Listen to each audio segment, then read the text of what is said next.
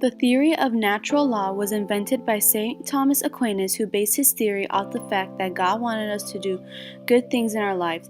God made good things that were good for various creatures. For example, sunlight and water are good for plants, and education is good for humans. God invented the best things to make humans the best they possibly could be.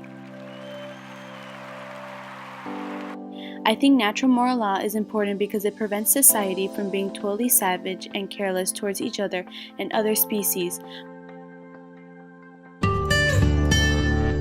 Without moral law, our society would never prosper and overall crumble into nothingness because no one would know how to solve problems without violence, which we all know is never the answer to solving problems. Basically, God is awesome. He made you, so you are awesome. Thomas was born in 1225 in Italy.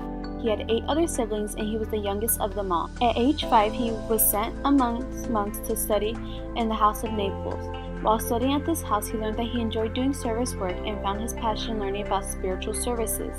He decided to dedicate his life to spiritual service and join an order of Dominican monks.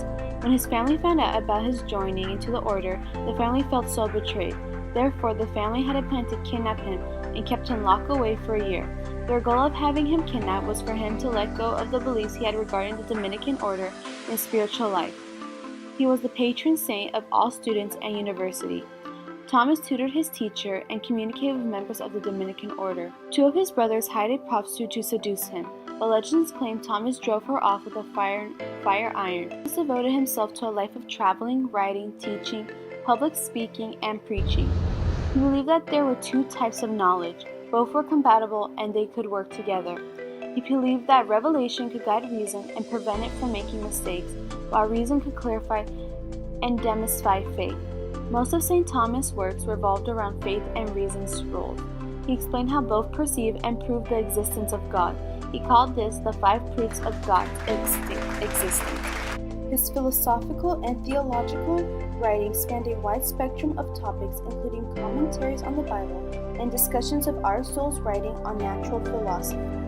Thomas Aquinas is also known for writing commentaries examining the principles of natural philosophy exposed in Aristotle's writing on the heavens, meteorology, on generation and corruption, on the soul, neochem ethics and metaphysics, and among others. Moral philosophy involves a merge of at least 2 apparently disparate traditions, Aristotelian Adeunism and Christian theology. According to Augustine, things that exist are good. This claim is meant to express a basic metaphysical idea, namely that if something exists, then it necessarily has some degree of goodness. Aquinas recognizes 4 main kinds of law: the eternal, the natural, the human, and the divine. The last 3 all depend on the first, but in different ways. The writings and preachings of his are useful to Christians in any age of the church. They are also particularly known for the depth of understanding and the orthodoxy of their theological teachings. Fun facts. Thomas returned to Paris to earn his master's degree in theology. His feast day was the same day as his death, March 7th, but because it landed on Lent, it was changed.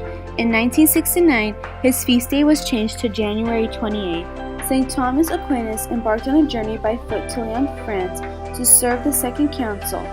Instead, he was hit by a tree branch and fell ill at Cistercian Monastery in Fossanova, Italy. He died on March 7, 1274, in Fossanova Abbey, Italy.